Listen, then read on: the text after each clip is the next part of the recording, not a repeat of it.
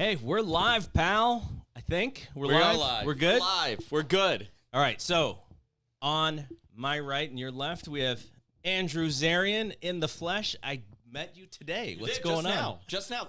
This is literally the first time we've met. Is you walked into the room and I'm unbuttoning my shirts. I was very happy that you got to experience that the V was the setup. Yeah.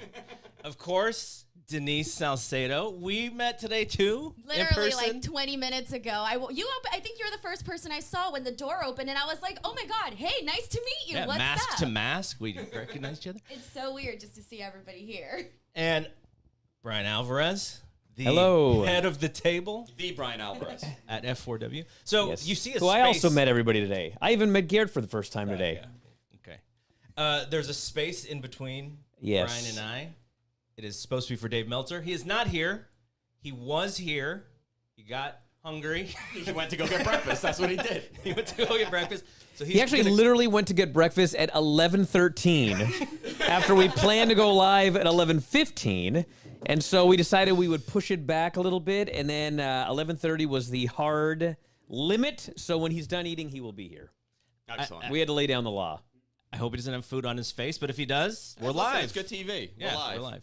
Okay, so I wanted to open up this because Denise had a travel nightmare, but Denise's travel nightmare actually helped me in a weird way. So I'll relate the two stories, but tell everybody about your horrible travel nightmare just to get here for this weekend. I was going to say, is this like a butterfly effect sort of things where like my life decisions ended up impacting yours? Very much so. Look, it was absolutely nuts to get here. I paid for a 4-hour nonstop flight to Chicago, and it ended up being they canceled my flight right as I got there, and they rebooked me, and they even told me I was lucky to land an 8-hour travel trip where I had to make a stop in Portland, Oregon, which does not make sense if I'm coming from Los Angeles. So it was an absolute nightmare. I finally get here and the wheel of my luggage breaks, and so I'm dragging my luggage around, and it is terribly heavy. And so it was pretty much a nightmare. I had totally the opposite. I had a beautiful first class always flight to New York. Your life is and always I had a random man ask if he wants to carry my luggage and carry me also.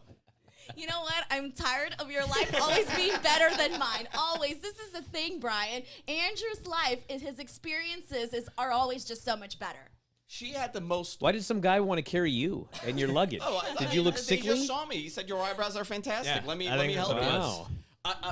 So in Vegas, Denise had the total opposite experience than anybody else in that building. Everybody said, what a beautiful building. Okay, it's that's stunning, not it's true. awesome. That's not true. That's not true. Okay, you guys all gave her a saw porta potty to on use in the Twitter press booth. the Wow. internet went down and people couldn't get like hot food. So I was talking about everybody in general that could not literally pay for food or pay for merchandise. Oh, we got a knock on the door. We have a guest. You guys hold it down. I can hear you down the hall. I'm trying to sleep. We woke Dave up. Not really. You feel better? Yeah, Are you fed? I'm fed. I'm fine. What are we talking about? How Denise had a terrible experience coming here. Okay. Oh, okay. When we were talking about Allegiant Stadium essentially not being the greatest in Las Vegas and how Andrew and I had two totally different experiences. And so we've just kind of been continuing that trend. Okay, so here's how Denise's story relates to my story. So I see Denise's tweet about her flight getting canceled or getting postponed, and I was like, oh, that sucks. And then, ding, in my head, I was like, I better check my flight the day before. So it's the day before I'm checking in just for the flight, and I can get pushed back 6 hours. Oh, that's bad. So I would have not paid on time. And so my buddy figured it out. We canceled one leg. We jumped on a different flight at Southwest, and we were on the same flight as Dave. Oh, wow. So Dave and his family and me and my buddy Jeremy, we flew together. And, you know, Dave and I live 10 minutes from each other, but because of the pandemic, we don't get to hang out as much. So it was good.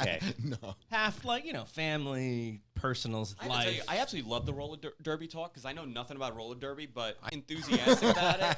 And the only experience I have with roller derby is the relaunch that they did in, 2000, 2001 on TNN. That's the only experience I've ever seen with roller derby. Oh, the roller jam. Yeah. Yeah, the roller jam. It actually, it started huge for the first 2 weeks, and then ratings plummeted from there. So it was like people checked it out and didn't do anything for them. fantastic. Yeah. That's how it always is. All right, Bryan, how was your flight? Well, my flight, I was told half hour before I had to be on the plane, which was at the complete other end of the airport. So I sprinted there, and then I got on the plane, and then the pilot says, "We're leaving late, so we're gonna fly faster." That's not bad. And so I tweeted that because it sounded ridiculous that you would fly faster. Because if you can fly faster, why don't you always fly that fast? We flew faster. There's speed limit laws. We left a half hour late, and we got there 7 minutes early. So fantastic. we, in fact, flew faster to Chicago. So, yeah. I don't know if there's speed limit laws in the air. I was only kidding. Okay. I mean, there might be, but... Okay, so you guys finally met. Then you guys met Dave for the first time. No, First you've time? met Dave Yeah. before. I've met Right, for the first time. And so Sean Ross Sapp tweets out, you three, and there's maybe somebody else. He goes, Sean Ross Sapp, Denise Salcedo, Andrew Zarian, and Dave Meltzer walk into a Chili's. But we didn't walk in together. No, we didn't walk in together. And MJF replies. He did. And what did he say? He said, yeah, and everybody left. Fantastic. Doesn't that guy have something to do this weekend? I think that guy has something to do. I mean, what a weekend, though. I mean, it speaks volumes, right? The fact that we're all here, we're doing a live show in a hotel. It's a lot of effort. It's a lot of travel issues. People can only obviously. see what I see. I know. With this. It actually, we'll probably have a Amazing. behind the scenes thing, so Awesome. you guys could see how we're producing. And John Suncast in our chat room, he's our producer here. But I think it speaks volumes that we're still in the pandemic, right? We're still in a pandemic. We're still in a weird economic situation in the world. Everything is different. The fact that so many people are here and so many people are excited for something different. I think it speaks volumes now for the state of pro wrestling. This is the first bother them. They go to gyms with lots of people in them. I mean, I'm sure that they probably, especially if they're rushed, would be bothered if you go, hey, can I have a picture while you're in the middle of a set? You know, like that would possibly Can I bother spot you? I always feel like that's it's such an awkward way people ask. Like yesterday, it was I was at breakfast. JR was there, All right. sitting like 2 tables down. I just gave like a hey, and that was it. And I just ate my breakfast. And then you could see that there were people outside, and there were people. You know, everybody has AEW shirts, obviously, and they're peeking in, they're looking, and I'm like, it's gonna get a little uncomfortable in a couple minutes for him. You know, when everybody starts bum rushing in while this man is having breakfast. I mean, but if you do it in the right way, especially with JR, I think that he would enjoy it actually. Yeah. You know, I mean, there's good and there's bad. In the gym, no. That's like I would tell this to fans. If you see a wrestler in the gym, do not talk to him until he's on his way out, and then he probably would be nice. But in the middle of the workout, you know, I mean, people come up to me in the gym when I'm working out, and it's okay if it's like just a thing, but not pictures. You know, not until after. That's what I would tell. That's my kind of rule of thumb. But that's kind of your gimmick, though, is being in the gym. So they want to get you a photo of like when you're doing like curls or something. Yeah. Okay, so let's quickly, before we talk about Rampage, because Bryan showed up late for Rampage because your flight came in. Yeah. Dave and I were there live. You guys didn't go, but you actually did some ring announcing last night. Yeah, I was down over at GCW in the Black Label Pro show, so it was really fun. It was kind of crazy, actually.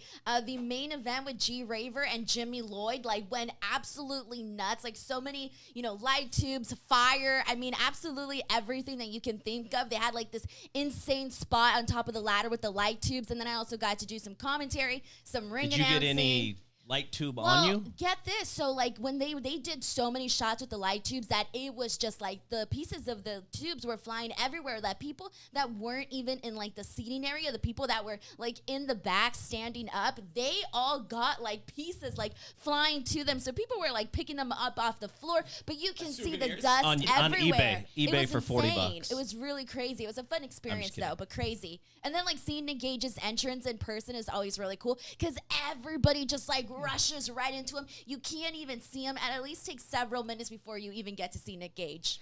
So I have a question about the Nick Gage experience. I've never seen him live, but everybody I talk to who's seen him live just say, great baby face, like the fan, like have The people love him. Like- I haven't been to a live show with Nick Gage though. you've worked Nick Gage. I had a tag match with so Nick you Gage. you understand the appeal completely? Oh, yeah. Yeah. He was a super over babyface. It was American Run at 2019, and it helped that Tom and I were heels that people hated. Promise But, Thomas was in that match too, right? Yeah, he was Gage's partner. I think Promise Thomas wore a T-shirt with my name on it in that match. He did, and got well. Anyway, so yeah, he got the hot tag and killed me, and everybody loved it and went absolutely crazy. And this guy was super over. Okay, but in this universe, you were the heel, Yes, and he was the babyface. I'm always a heel when I wrestle. If Well, he's- not always. He's wearing the heel I mean, shoes. those shoes are heel shoes. the heel shoes. These are babyface shoes if you ever wore them. It's people who've never worn them that think they're heel shoes. Okay, so let's talk about Rampage. First time since Double or Nothing, because I went to the Double or Nothing show that I've been to a live AEW show, and it was 2.5 hours of AEW Dark, and then you had the 1 hour of Rampage. It was 2 hours, 1 hour, and then 30 minutes later, Right. another half hour. Yeah. Being back, seeing the talent that we've watched on Dynamite and Rampage, like, did you get a sense of anybody being more over or less over based on the audience reaction from last night? Only Sky Blue because she was local. I mean, obviously that, and that was a big part of it. And Red Velvet went with it pretty well and kind of understood. She didn't pout, which some people would do, or get, I mean, she just, okay, I'm going to be the heel in this match, and that's fine. And and they gave her, a lot of hope spots and a lot of near falls, and they could have put her over. I'm not saying it was wrong because I'm sure they didn't realize the reaction she would get. Sometimes I think, like, if it's in a, it depends on the match. But if it's in, like, I don't want to use the word meaningless because every match in theory should have some meaning. But in a less meaningful match, in a situation like that, I almost wish that more often people just go, you know what? Let's give the audience what they want. Like, in this match, I was thinking, like, wouldn't it be, because nobody really believed that she had a chance to win. Nobody did. She got near falls behind her, and it's kind of like, so Red Velvet loses a match. Just, like, do that. And I wouldn't do it on a regular basis, but that was one of those situations. Sometimes I'll watch a show, and I'll go, you know what? It's like, I know why that they did what they did, but sometimes, I think, like, sometimes, and even on TV at times, although less, and this is a streaming show, but sometimes call an audible. There's nothing wrong with it. And not because, like, I remember, was it Marty Bell and, was it Rachel Ellering and Marty Bell, where they called the audible? Mm-hmm. It's like, that's because somebody they just thought was bad and didn't want them advancing in the tournament. But I mean, just something like, do for a positive reason. I think I was once a show with, God, I don't remember who it was, but it was Chad Gable and Jason Jordan. It might have been and it was an NXT show where it was almost like, God, they're getting over so much, just call an audible. But you usually will not do that. You don't even think of that. But that was like one of those situations where I'm watching it and going like, yeah. So is it possible that they didn't because this is going to be after the pay-per-view, right? When this goes on to YouTube, yeah, it's after the pay-per-view. So maybe if it was live, they may have, because it would have affected Royal, which was kind of what the thing was. Well, that's what happened, though, right? Yeah, but I'm saying is, so Tony just came out and goes, yeah, we can put her in if it was like a live Dark, then the fans watching would go, oh, she won, thus she can go in the Battle Royal. Right. But if you show Dark, I don't know when Dark is, on Monday? Dark will be Tuesday. So it's sort of after the fact, so maybe it doesn't mean as much on Tuesday to have her win because we've already had the Battle Royal. It doesn't. It's like I said. Like in that match, it doesn't mean that much either way. So just, I'm not saying you should have done it, but I when I was watching it, I'm going like, that was in my head. It's like, you know what? Maybe change the finish. And they gave, like, one of the near falls people were even buying. Actually, a few of them bought pretty good, but there was one that they really bought, and which I thought made it a hell of a match. Like it was except for the like the Darby match, it may have been the best match on the whole show. So Max Caster came back. Right, he was very over. He was that was a really good act. That was awesome. But I have a question about what he used to get over, which is they used the Roads to the Top show. Mm-hmm. For a heel reaction from the crowd. Yeah. He mentioned Roads to the Top, and the entire crowd booed. This is supposed to be a TV show that they're going to put on after Dynamite, right? Yeah. And the crowd did not react to that very well. Well, I thought that was interesting. Yeah. Well, maybe they saw the trailers, and who knows? I mean, I don't know. That show's going to be an interesting show to watch, I suppose. Was there anything else on Dark that you thought was good or at least worth being? Well, that was Rampage though, right? Oh, well, I'm just meaning on the dark taping. No, that and I don't think there was anything else. Just Max Caster being there was really over. Did it look like Julia Hart got hurt to you? There's a couple of people who looked like it. Yeah, I thought Julia Hart might have gotten hurt. I thought Joey Janela might have gotten hurt when he landed on his head, taking that whatever it was. And so I thought Julia Hart got hurt. Yeah, but I haven't heard anything serious though. I was going to say, this is probably one of the final, I guess, the next couple months, the final darks being taped with regular Dynamites or anything, right? Every month or two, they'll be doing it like this. But, and then going to the studio. But generally, they're going to be doing it at Universal Studios going forward, like in a week or two. And I think one of the reasons they taped so much was so they could get maybe 2 weeks out of it instead of one. So it just delays them, having to go to Universal, I'm guessing. And the crowd was responding to everything, so it'll look good for that show. Yeah, it's a nice sized crowd. I think Universal in some ways will be better because it's a smaller place. And the idea is like WCW Worldwide. Is that the idea for that show? That's definitely Tony's idea. I always think like TNA, but Tony grew up a big WCW fan, so he actually has said that a couple times. That it's like Worldwide. Don't think of it as the big show. Because I think that he thinks that maybe like the big shows have to have big crowds. Is he going to hold up signs that say cheer or boo? He's not going to do that. No. I'll tell you what. When I think I told you this, but when I was going over the Shannon Spruill story when I wrote on Thursday, and I went back through WCW in 2000, and it's like I couldn't believe how horrendous the booking was. Like when people say, "Oh, WWE's booking is so bad, it's the worst. It's worse than WCW." It's a million times better than WCW. I mean, I was looking at her week by week, and it's like I'm just looking at this. This stuff appeals to nobody. This is stuff that just drives people away, and it did. I mean, it killed a company. Millions of people got drove by. But I think it's interesting because everybody talks about the demise of WCW, and they talk about they had gimmicks like the fat chick Thrilla that didn't go over well with Mike Awesome coming in, or they had the Judy Bagwell stuff going on.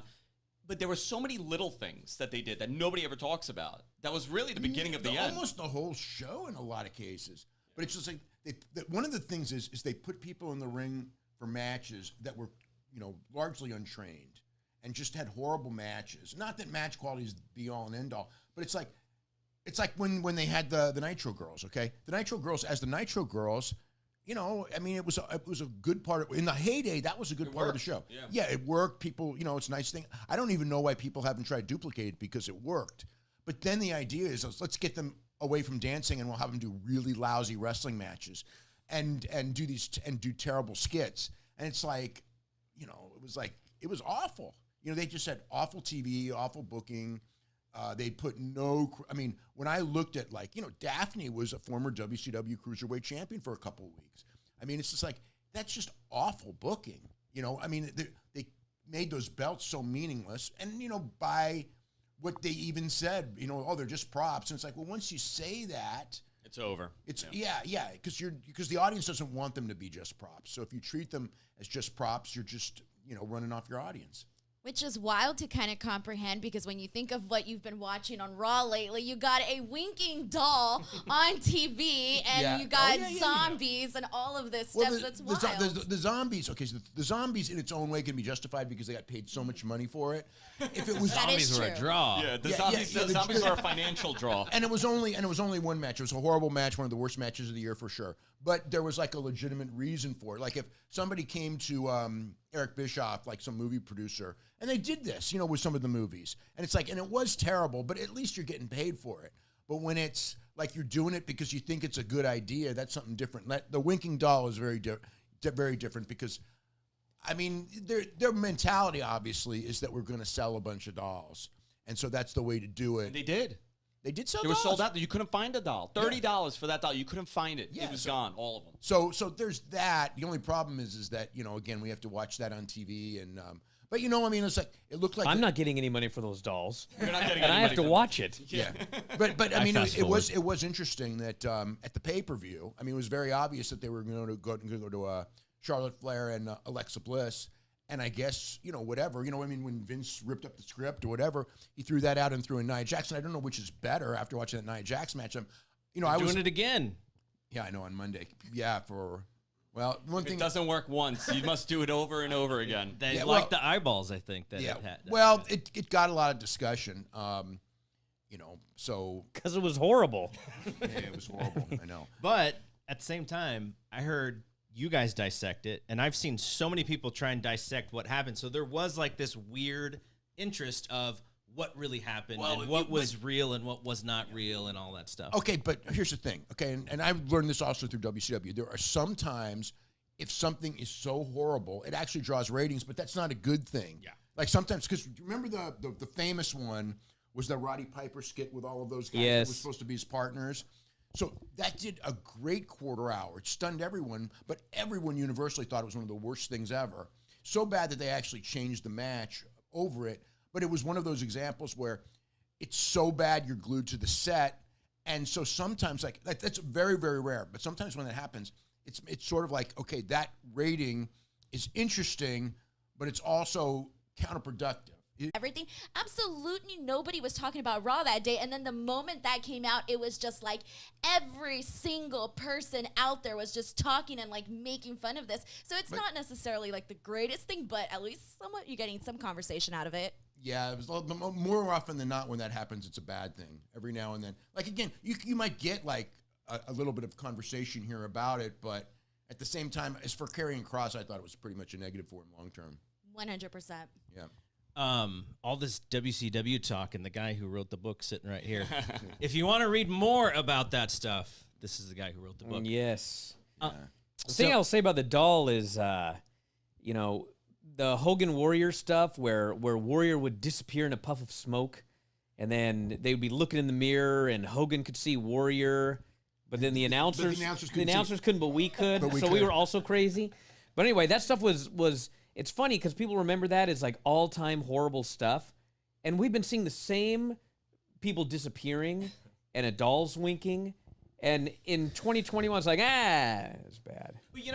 But no one's going to remember anything specific about that. I mean, we'll remember that it was bad, but the standards in wrestling are much different today than they were back then. I'm going to say... the standards of match quality are way higher, but the standards of stupidity, I think people are more tolerable. You're right, but you know what? I went back and I rewatched the Chronic versus Undertaker and Kane match, which at the time was like an all-time horrible match. And like... it's bad. It's definitely not good. But I mean, Charlotte and Nia, they fell apart just as bad. But I mean, we won't be talking about that in 2 weeks. We will. I mean, we will, but it's not like people aren't going to go back and go, one of the worst matches of the 2020s was Charlotte and Nia. Yeah, they may not because say, there's going to be no one's going to write a book about it. Well, That's why. it's also because they started using so many. Like Dave mentioned the Nitro Girls, and then if you watch TNA for 15 years, I mean, there were horrible performances there. So now, I mean, they had that Rebel Charmel match. Remember that one? God, that was all-timer. And then they had the Charmel and Charmel and Jenna Maraska. But now we've seen all those matches, so now you see a match as bad as Chronic, and it's like, I've seen worse. Yeah. But back then, this stuff was legendary. For me, whenever I watch WWE, I watch it differently. Being in Vegas for that show was really eye-opening on what a spectacle it is. In a positive, I'm not saying it in a negative, but it's such they do a great show. Tremendous show. They do a great show. There's no doubt. And you know what? There's so many kids in the crowd. The kids are freaking loving everything. All these little boys are in John Cena outfits. These girls are dressed like Alexa Bliss. The parents are having a good time with them. It is a different product than I guess the people in this room, people watching, are used to. And yeah, obviously there's great pro wrestling still in WWE, and it'll continue being like that. But watching Raw to me is like a variety show. You got comedy, you got horror, you got fighting, you got love triangles. But it's too long. But it's 3 hours. Yeah, it's too long. Yeah, 90 minutes. And, what variety show on TV goes more than 2 hours, and most of them go one. I don't think any of us feel that way about SmackDown. It being, 2 hours. 2 hours, SmackDown's fine. SmackDown has its good weeks and its bad weeks. They have, I saw some clips from last night's show, and I saw, like, the stuff I saw, which obviously is the best stuff. I thought was very good. I mean, if I watch the whole show, I might go in there and go like, okay, I saw like a half hour. I mean, they hit gold with Roman. I mean, this version of Roman is stellar. The dynamic of Roman and Paul is really, really good. And then the Lesnar thing, I think that the way they're building the Lesnar thing, what they did last night, I thought was pretty clever. With I don't know if you guys saw, but what happened was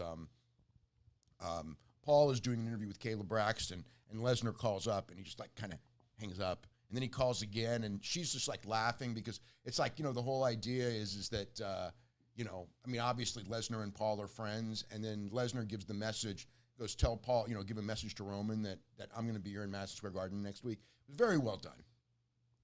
All right, let's talk about some of the stuff that happened on Rampage. People watching probably watched the Rampage show. It was only an hour, but anything that stood out for you guys from the live version of Rampage? And I want to talk about kind of the sing-along with CM Punk that happened after, but anything from the show that, you know, you saw and you're like, wow, like this person. Miro and Eddie's segment was very good. I liked that, especially watching Miro back off and then still nail him with the belt shot. Obviously, it's like the last thing you're going to want to get a lot of heat. The last segment to set up Punk and Darby, you know, it's you could see it coming. But I mean, one of the good things to me about AEW is a lot of the times you see the stuff coming, but it works. I mean, it works because I'm going like, what would I logically do here? And it's like, then he does it exactly like I would do it. So I go like, that's great. I mean, like he could do the opposite and go, oh, he surprised me. And then it would make no sense, but it would make no sense. So what good is that? Here's a question about the Miro thing. People have been saying, oh, when is Lana going to come in? When is CJ going to come in? I like him doing his own promos. Yeah. I think he's really at his peak right now, to me. Yeah, I don't think that they need help with the promos. I mean, if she comes good, if she doesn't come good, I mean, because she was very good in that act. He's doing a different thing now. You know, the fact that they haven't rushed it kind of tells me that maybe they want him like this. Maybe you do it down the line. Maybe, you know, maybe a year from now, and maybe he's a little bit stale, and then you do it. You know, everything's about timing. Yeah, right now, this week, next week.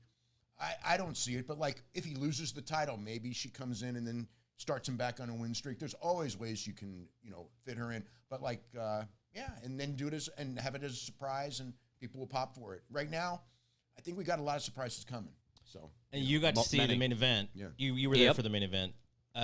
Daniel Garcia, what did you think about watching him live? Actually, before Daniel Garcia, I was watching Darby, and I've known Darby since he was in Buddy Wayne's gym. Wow. Which, if you've ever seen Buddy Wayne's gym, it's a garage. And the funny thing about Darby is he does so many, you know, the tope, flying through the ropes. He does a great all tope. Sorts of crazy stuff. But Buddy's garage was so small that literally, if the ring shifted, you could hit the walls when you hit the ropes. So there's nowhere to practice doing topes. You couldn't go off the top because of the ceiling. So when you look at it, the way he works, it's like, wow. I mean, clearly he didn't learn any of that in the garage. But the point is, I have seen him in the garage, and then I saw him here in this you know, packed building, and the place is going crazy for him for a Rampage main event, and it was awesome to see. But the other thing that I thought was, when you look at the current hiring practice of WWE. They want, you know, they don't supposedly want indie workers, but I'm sure if someone got hot, they'd probably sign them. Of course. But anyway, so they want to hire athletes, or they want to hire whatever, and they want to teach them to be wrestlers. Okay, so if I were going to hire you to be a wrestler and you knew nothing about wrestling, you came from the Olympics, they're going to try to teach you how to wrestle, and then it's going to be, well, let's come up with a gimmick. What are you going to be, Andrew? And they'll come Obviously not a wrestler. Maybe from the you'd say, I'm an audio guy or whatever, you know. A podcaster. Yeah, it's going to be a great gimmick. Oh, don't even give him ideas. But do it, guys. Don't do it. But the point of this is, I absolutely could see them doing a podcaster gimmick. yeah, it'd be a great wrestler. But the point of this is, so they hit Darby's music and his whatever they would call it here, his Titantron. It's a cartoon. There's a Darby with the face paint, and they show him on his little skateboard going, and the music's playing, and he walks out. And I just watched, and I thought, you know why this guy's such a massive... I mean, there's many reasons he's become such a huge star, but one of them is, that's Darby. Mm-hmm. There's no gimmick, okay? He used to ride the skateboard down the ramp, It's not like it took a guy and we're like, can you ride a skateboard? Once you ride that skateboard, we're going to appeal to the skateboard. The kids like to be on skateboards. No, this guy, he jumps off bridges. He does videos with Tony Hawk. I mean, he's totally, when you see this guy, that's who he is. And there's a huge audience that thinks that Darby Allin is so cool. And they think that he's so cool not because of his gimmick, but because Darby, to them, is so cool, who he really is. And I think that you need more of that in wrestling and less of, well, we're going to teach you how to work and you're going to have a great body because you're going to work out a lot. And then we'll give you some character or whatever. Like Alexa Bliss, when you see, I hate to do all these comparisons, but this is all I can think. When you see Alexa Bliss come out for these shows, nobody cares about her gimmick. They care that Alexa is there. They'll react to her when she does her wrestling in the matches, but then in the middle of the match, she'll do part of her gimmick and the crowd just dies because they don't want that. They like what they know about Alexa. And so I feel we need more of that, and that's what I thought watching that Darby match. Like, this guy's so over because that's who he is. And, you know, Darby... He's Darby. The fascinating thing about him, the first time I saw Darby, I was with Rich. We were at Evolve in La Boom in Queens. It's like a nightclub venue. It's very different looking. Yeah. It's a really awesome venue to watch wrestling. There's a bar, you go, get a drink, and hang out. He comes. It was him and Ethan Page. I don't think it was their first match, but it was in Evolve. But it was like the second or third. It was still early in their feud. Ethan comes out, mega heat. People screaming at him, cursing at him. Darby comes out, dead silence, right? Because you're seeing smaller guy. That match started within 5 minutes. That crowd of maybe 300 people shifted. Totally, they couldn't believe this guy was killing himself. Well, Darby's nuts. I mean, what he was doing, there was a spot where we were all on the ramp. Ethan Page picks him up and throws him to the pillar. And he just snaps in half. You see him snap it, and he drops like a sack of crap on the floor. And everybody, dead silence in awe. Couldn't believe it. I go, we were sitting there, and I go, if this guy's not a big star in 5 years, there's something wrong. And look at him now. You know, he's a big star. The first time I heard about him from Buddy was like years ago, and he said something like, I got this new kid, and he's a skateboarder, so he takes great bumps.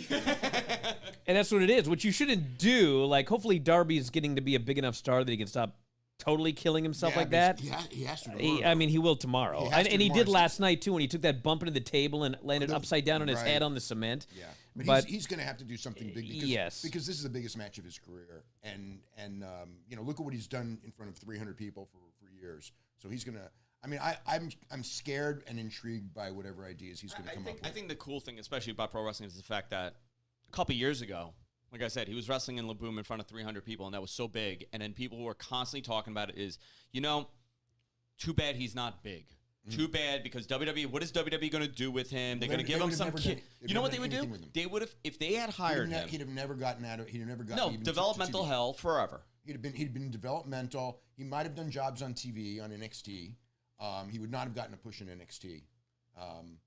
Or at best, he'd have gotten that Leon Ruff push where, hey, let's make fun of his size and we'll put a belt on him that falls to the ground because he's so skinny and make fun of that. And he'll take some crazy bumps for some big guy. And it's like, well, he's cool. We'll put him on there to take crazy bumps. But I mean, and then 3 weeks later, we'll kind of like lose interest in him. And that's why I'm so glad that CM Punk also talked about that in his promo, where he mentioned, you know, like if I would have been 15 years old and Darby would have been around during that time, he would have been my favorite wrestler because, yeah, he's not the biggest. He may not, you know, look like what you would imagine a wrestler would look like. But you know what? The guy has a lot of passion and he has a lot of heart. So I kind of thought that was, you know, a pretty nice moment. I also like that he made that comment and then Darby turned that into a way to build up the match. Yeah. What do you mean I'm first? I should be last. Yeah. And that's what you need in wrestling is someone says something, you listen to it, and then you come up with a good response based on what they said, as opposed to I mean it is an intriguing match in the one sense that like almost anyone against Punk is going to be a heel. And I don't believe they're going to boo Darby. They're going to cheer both guys. Because when they would go back and forth, and this is Chicago, when they would go back and forth and they would do the stare down, they were not booing Darby one bit. So that's a really that's an interesting part because even if it was like a normal baby face against Punk, they would just turn him heel. Oh, immediately, in a heartbeat. Yeah. All right. I did bury the lead, and I'm glad that you talked about Darby. But the reason why I wanted to ask you about Daniel Garcia is because every time I sort of see somebody that I like, I then ask you, would you like to have a match with him? And then that tells me sort of what you think about Daniel's work. I've asked you before, and you're like, hell no, never have a match with that guy. But I was just Daniel Garcia? Yeah, I was wondering. I did? No. I'm saying I was wondering if you would have a match with him, because other people I've asked you about in the past, and you're like, no, I would never have a match with that person. Or, yeah, I'd love to have a match with that person. I would need to see more of him, but from what I've seen, I would have a match with him, yeah. So he's good. He's good. Yeah. That's one of the things that came out to me last night is. But things are very different now, because when I think about who I would wrestle now, I think about what I am now. Yeah. So it's like, well, Marco. Yeah. I need a really small, skinny guy. Daniel Garcia is small too. Yeah, he is, but he's not as small as Marco. But he's probably bigger than you, though. Oh, yeah, for sure, yeah. Yeah. Well, the thing with Daniel Garcia is that, like, he's one of these guys where, like, he's in here and he's in this role and everything, but 5 years from now, he's going to be a star. And I mean, with the size order, because what's going to happen is, especially with this audience, is that they're going to week by week realize that, man, this guy's good. And once they do, he's going to naturally get over whether he wins or loses. And the interesting thing is, Tony's making him somebody right away. I mean, he's in there with Sting. He's in there with, he was brawling with CM Punk. So it's like, you can kind of see that he has an idea of trying to give him that rub. I mean, and you can see he loves 2.0. And he linked Garcia with 2.0. Well, I will say this about 2.0. I mean, I would love, and I won't, but I would love to have a match with 2.0, because when they were in NXT, they did nothing with them in NXT. They were the podcasters. Well, yeah, but they'd be sitting there. They did do the gimmick. It was like a gimmick where they'd have their thing, their podcast deal, and they'd be talking about their podcast, but they never told you where their podcast was. It was like just had the mug. That yeah, was it it. was like, okay, I understand you have a podcast, but can you tell me on national TV where your podcast is? Terrible marketing. But every now and then, they would be in the ring, and they would just treat them like jobbers or whatever. I think for they were just jokes. For 3 weeks, they kind of had a push for some reason, but then they were just jokes again. They did the thing to get Hit Row over at first. Yes. That's what their role was, but it was just to get them over. Yes, but I would watch them, and like as workers, they were great workers, and they've been around forever. And I thought they never got the credit that they deserve for actually being workers, because you never got to see it. Now you're getting to see it in AEW, well, and I think it's clear that Sting also loves to be with them because they're great workers. They're great with They're Sting. total geeks. They bump great. They'll never touch him. They're perfect. Well, it's funny because I spoke to someone over there, and I said, well, what was the problem with them? Because you were doing stuff. They were doing that podcast thing. And he looked at me, and he said, the promos were too pro wrestling. Well, they well, are. You hired pro wrestlers who've been doing it for 16 years. How do I even... And he looked, and he went... He knew how ridiculous that sounds, And it's just crazy, too, because I said this on my podcast, and I was very honest about this because, the way that they were being presented on NXT, like you said, they weren't doing much of anything with them. And I thought to myself, okay, well, I'm not a fan of these guys because I haven't seen anything, all that, blow away from them. And then all of a sudden, they're getting to do all of these new and cool things that I've never seen from them, now that they're on AEW. And I'm like, wow, I didn't realize that this was the, the potential that they had here. Why? Because I only knew what I had seen from them on NXT. Same a with lot me, of people you can say that 100%. about. Yeah. We do not see their potential. Last thing I want to say about Daniel Garcia is he's been in 2 of the 4 Rampage main events, which is pretty cool. And I know Moxley really liked him. So I don't know. I'm intrigued to see what they can do because he's not signed, correct? He's still... As far as I know. But yeah, But he probably will be soon at some point. Especially if he keeps being, pushed at this level. All right, so end of the show, they do this thing with CM Punk. He's now like the closer. Back in the day in WWF, they would have like The Rock come out, they'd have Austin come out, and they would do this thing where they started singing songs. You remember that? And so it was getting over so much after the cameras went off. They actually did a segment on Raw where they were singing like Margaritaville and stuff. And so they did that with Punk last night. He and Jurassic Express, they were all in the middle of the ring, and CM Punk says, they just told me to close the show. And so they start singing the Golden Girls song, Thank You for Being a Friend. Fantastic. Jungle Boy was born 5 years after the last episode of Golden Girls. So he had no idea. But isn't that song is way more popular just rather than just that show, isn't it? Because I was not a fan of the Golden Girls, but I did know it was the theme. But I mean, I've heard that song for a million years. It feels like. See, I'm a huge fan of the Golden Girls. Okay, but Blanche is my girl. Okay, but the one thing that I did think they missed on is that they should have given Marco a solo because Marco can sing. That's what I thought when Punk goes, because Marco kept he kept sneaking to the back, and He Punk's looked a like, little overwhelmed. Come here, yeah, he's like he doesn't belong, can and he Punk's really like, sing? I stand didn't know up, that. stand Marco up. can sing. Oh yeah, this guy can sing Marco- like you wouldn't believe. Really? No, Yeah, so that's when Punk called him over. I thought Punk was going to have him sing. Like I thought they had it Punk- planned Punk out. may not know. Well, Punk needs to find out quick because if someone's going to be singing at the end of the show, it should be Marco. I actually probably need to send some message. I know I should, but because if Marco had a chance to sing like for 40 seconds, he would get over like crazy. Just because he's not just a good singer, he's a super charismatic singer. I mean, Jericho heard him and just wanted to He booked him for the cruise to have his own concert. Well, yeah, I mean, Until the pandemic. the pandemic hit, yeah. But I mean, the thing is, if he's on, he'll have his own concert on the thing. He can sing and he can get over singing, And plus, Marco just kind of stands there with the singing gimmick. It will advance his character a lot. So I put that video of Punk singing at the end of the show on Twitter, and that thing went crazy. The Wrestling Observer Twitter retweeted it, but it's at like 40,000 views on Twitter for my small account, which is kind of crazy. So people really loved it. But then this morning, I started to read the mentions, and it was like, oh, they paid this guy all this money to sing on TV. Oh, he's You can't blah, read blah, blah, you can't blah. read the mentions. No, Don't get me wrong, and I do. But what it told me is these people had no idea that that's Rockin' Austin's gimmick from 20 years ago, and they got over huge with it at the end of these shows. Yeah, They're just and seen it too. Yeah, it just made me laugh. But okay, so anything else with Rampage? Did we miss anything? I don't really want to talk about the handicap match. It was just sort of there. They had a match with Big Swole on the on Dark. On Dark that was not in Diamante that was not The good. 3 Strikes match. Have you ever heard of that before? No, I think it was a test out of a new concept. I mean, it's from like 3 Stages of Hell. It's just a different way, and it's sort of what they did with Adam Cole and Kyle O'Reilly in a way. So it's been done. I don't think they've used the word 3 Strikes though. But it was to try it out on a thing. But it was just the wrong people to try it out with, I think. Okay, I want to go around this group here, and we'll start with Andrew. Just a quick question about All Out. We're all going to be at All Out, yes? Yes. Yes. Okay, so we're all going to be live in attendance at All Out. If you could only pick one match, what is the match that you're looking most forward to and why?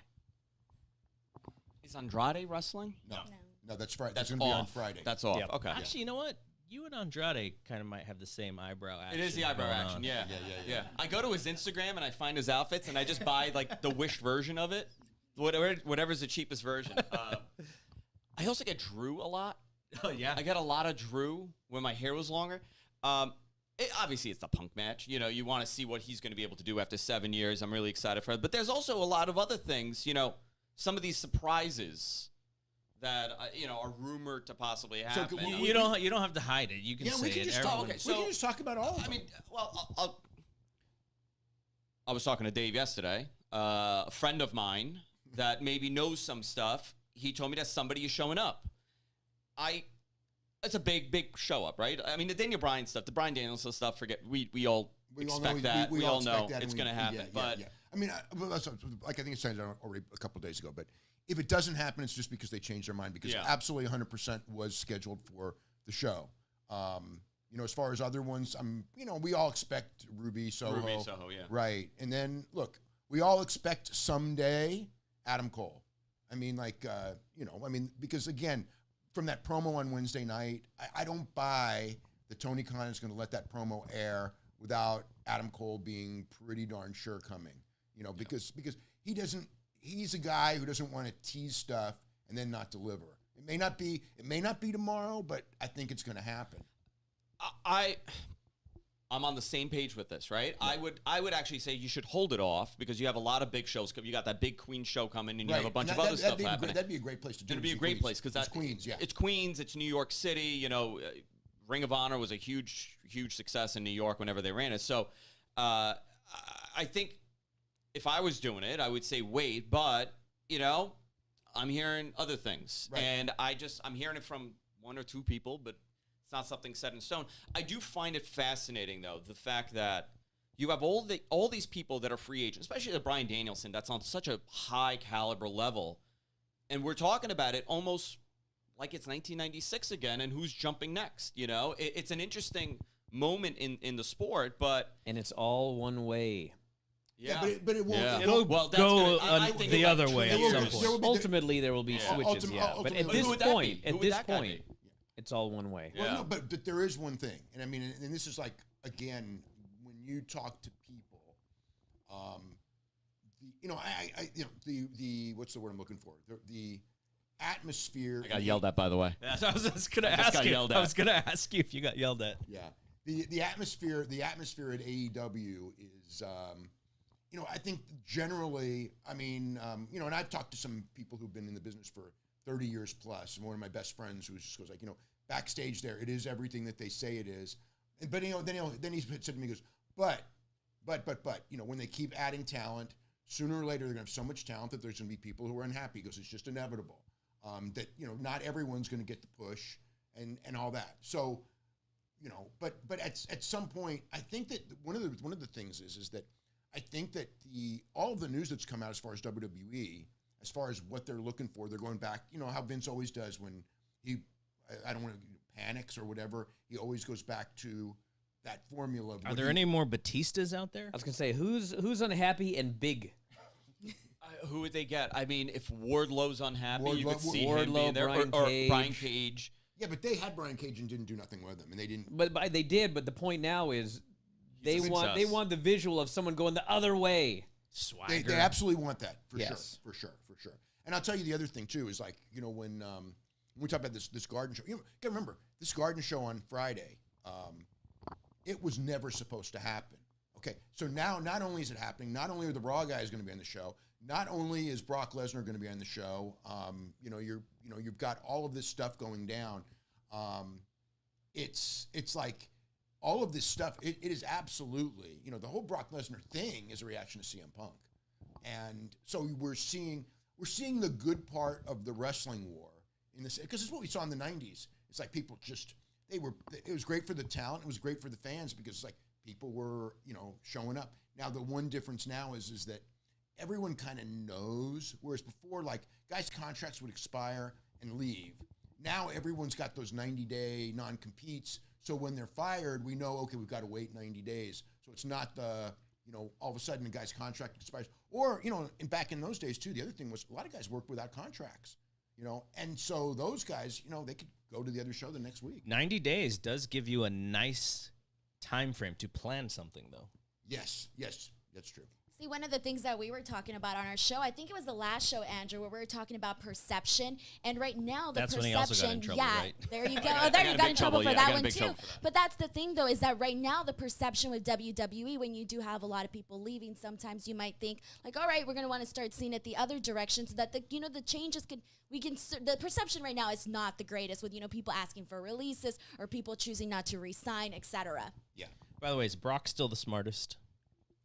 I mean, Yeah. Has to be. well, I mean, Are you kidding? as far as playing the game, but nobody else can play it because he's got that unique leverage.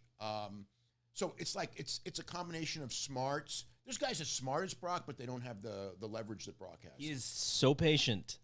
Oh, but he doesn't care. But look, It doesn't matter. if you have He's happy on his farm. if you have millions and millions of dollars and enough to last a lifetime, you're gonna and you don't need it, and they know you don't need it, and you're not. You're not like living in, I'm not in the spotlight. People are going to forget about me. He doesn't care. He doesn't care. And that gives him incredible leverage. Yep. And, again, like when there's like trouble, it's like, got to call Brock. Because the one thing with WWE is that they always, when there's a big show, when there's something, they always go to the past because they're not doing a good job of making new Brock Lesnar's. They got to go back and bring, John Cena, Brock Lesnar, Bill Goldberg, Dave Bautista, if they can get him to do something. That's the generation, because the generation of bringing back Hulk Hogan, that's over. You still got John Cena, but, You got Cena, you got Edge. And, Well, Edge is around now. And Edge wasn't that big of a difference maker, even though he can still go. But but Brock is like the big one. And I mean, it's interesting because when Brock and Becky came in, I was really interested in this. And it was like, I could really sense that Brock was bigger than Becky. And Becky was the biggest star they had when she left. But, and even though people kind of say, oh, Brock, this and that, when he comes back, he's got that aura. Also, Brock's going to main event of WrestleMania. And I don't know that, well, Becky might too, because they're going to do 2 days. Who knows? Is he going to move tickets like Cena moved tickets, though? Brock? Yeah. Well, he's not going to do all the house shows, so no, in that way. Cena saved their, or I don't say saved because they've probably been fine, but Cena made a huge difference in their house show business, which Brock will not do. Are you going to be watching the SmackDown tickets very closely this week? As far as the Garden? Oh, the Garden's going to be a sellout. You think? I don't think so. Well, 13,000 sellout. When Yeah, it's they 12, could. 8, 13, they'll call it a could sellout. get, you know what? They could get to 13 this week, but that's not a lock. They were still under 10. They were still under 10 the last I checked, which was Thursday, and that was only like 7,500 paid, which was it's not good for the Garden. Now with this, can they get a lot with Becky and all this and the big hype and everything? It's possible, but if they legitimatately get a sellout, then that's Brock's sellout. Yeah.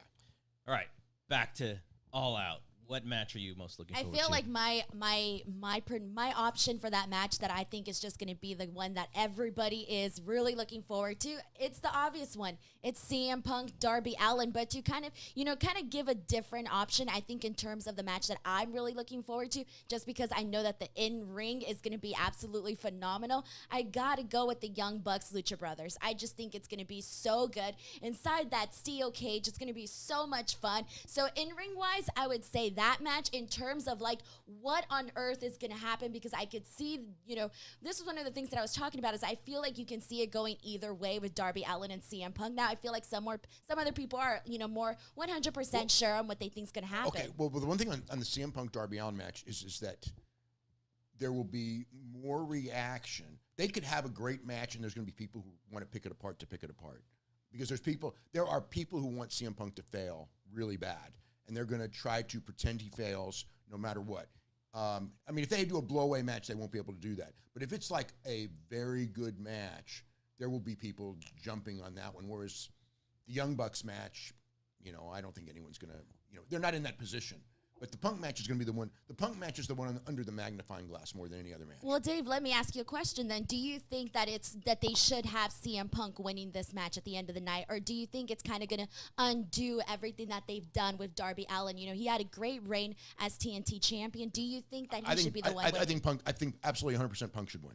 Okay, as far as that goes. As far as should it be the last match, again, I think that all depends on the surprises. If I would end the show with Bryan Danielson, which to me, I would like to see Kenny Omega win, Bryan Danielson come up, and then them go in that direction early, because that's a match. The one thing I think with the Kenny Omega and Bryan Danielson is I think that match will intrigue a lot of people in a different way than CM Punk and Darby Allin. Not necessarily more, but just different. One is the spectacle of CM Punk returning.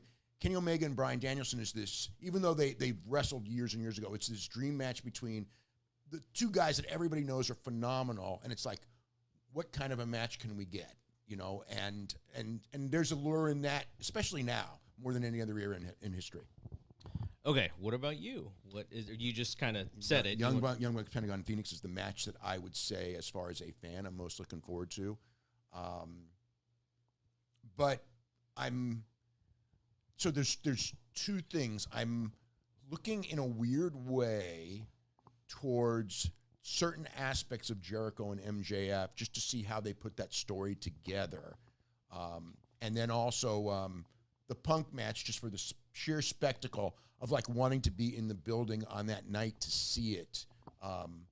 So there's but as far as like, I've seen Young Bucks, Pentagon, and Phoenix many, many times. It's always great. I've never seen it in a cage, so that's a new dynamic. I wish it wasn't this cage. Bryan, when you see that cage, that's the one thing I remember it from the Cody match, but when I saw it, when they did that angle and I looked at that cage. It's not a match I would like to have. Yeah. It was like, that was the first thing I thought, is like, oh my God, because I'm thinking of like, Nick and Phoenix are coming off that cage, and maybe Matt too. And then I saw the size of that cage, and it's like, I don't know that I want him to do that. So but can you make the cage like a few feet shorter or something? But it's too late. So you can finish this one. I have 3 matches. One is Penta Phoenix versus the Bucks, because that match should be fantastic.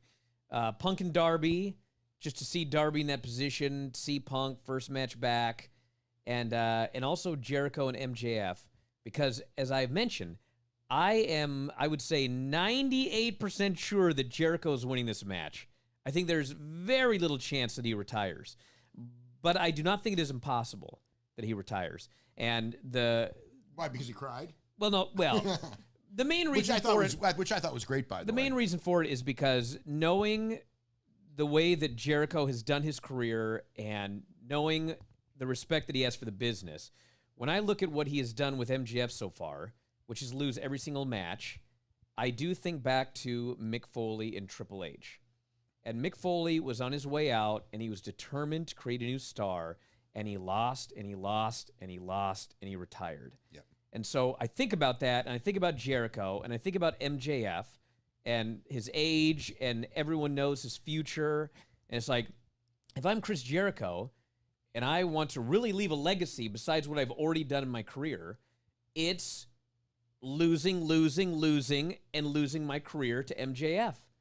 I don't think it's going to happen, but because of the way that they have done it so far, and thinking back to what Foley did for Triple H and thinking about Jericho's career, I do not think it's impossible that he you know what? puts him over I don't and think it's done. Yeah, I'm exactly agreeing with you.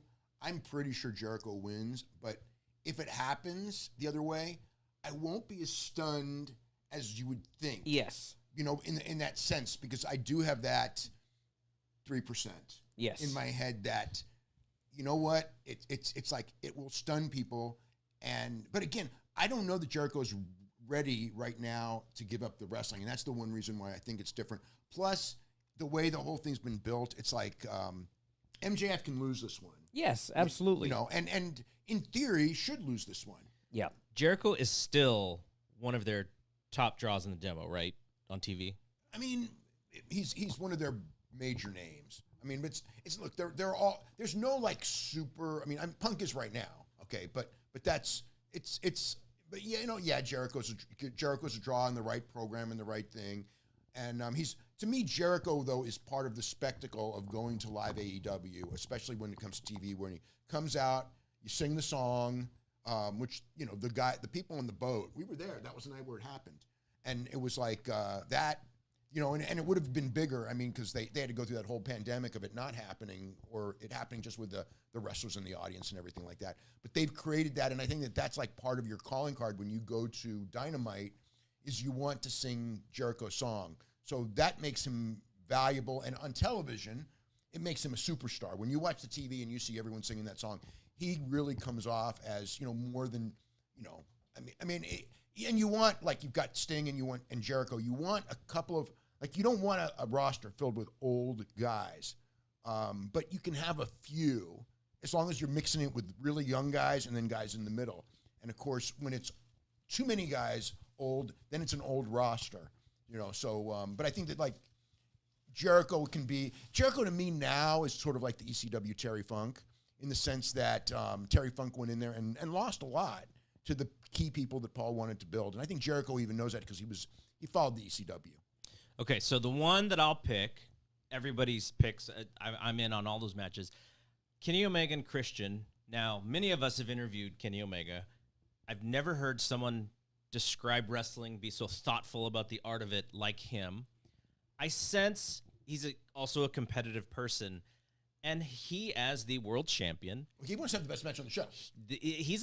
They're a little bit under the radar as far as what we just talked about. It, no one really mentioned that match, and so I have the sense that he's going to want to, like you just said, prove that their match should not be overlooked. I sense that Christian probably has the same feeling, even more maybe, because of his journey so far. So I want to see what they're going to do because I really love their match. When I watched that match, that the first ever Rampage match, I was watching that match and I was like, well, this is actually a little bit more towards a Christian match than an Omega match. Yes. And then it made me think Kenny Omega would be so great at WWE style. Yeah, Not yeah, that I want him to yeah. leave or anything, but just the way that he adapted to that style, it was awesome. The thing that people, and I think they both don't get the credit, is Omega and Will Ospreay and their ability to do any style. Like some guys are really great at their style, and Kenny Omega is one of them. But again, and Kenny Omega's mentality and Ospreay's is as well, is that to be the best, you have to do somebody else's style and be the best. You know, as opposed to like Ric Flair, who everybody did Ric Flair's style, and Ric Flair was the best at it, and nobody complained that he didn't do another style. But these guys have a different mentality. Like when he did the match with Moxley, and I hated that match. But I remember when I spoke to him about it, and it was very much to prove something. You know, in the sense that I don't have to do my style. If I'm going to be a great wrestler, you know, it was almost like, and maybe it's a little bit even with an Okada thing, because, you know, people will go, well, Okada's better or whatever. And it's like Okada always does Okada. You know what I mean? Like he adapts and does things like that, but it's always going to be a certain type of match. And Omega wanted to show that, like, to be the best, because for that period where they're the two best in the world, it's kind of like, well, the one thing is Okada's never going to do a match like he did with Moxley as good as he did with Moxley. Probably, maybe someday we'll see that, and I'll be wrong. But I think that that's the mentality. And now, yeah, he went in there and he proved that he can do that WWE style better than the guys in WWE. Because how many matches, except for Randy Orton maybe, and I mean the TLCs, which are different, okay, what matches Christian had, and he's 47 years old, what matches has he had in WWE that was as good as that? Very few. You know, I mean, yeah. I mean, he did really well with Orton, but and that's the only one I can think of. You're talking singles rather than the tag team stuff. Yeah. And he did spectacular TLC stuff, but that's a completely different element. But if you had a young Kenny Omega and and he was in there with, you know, any partner, and they were in there with Edge and Christian and the Dudleys and whatever, I mean, he'd be right there with them doing that style too.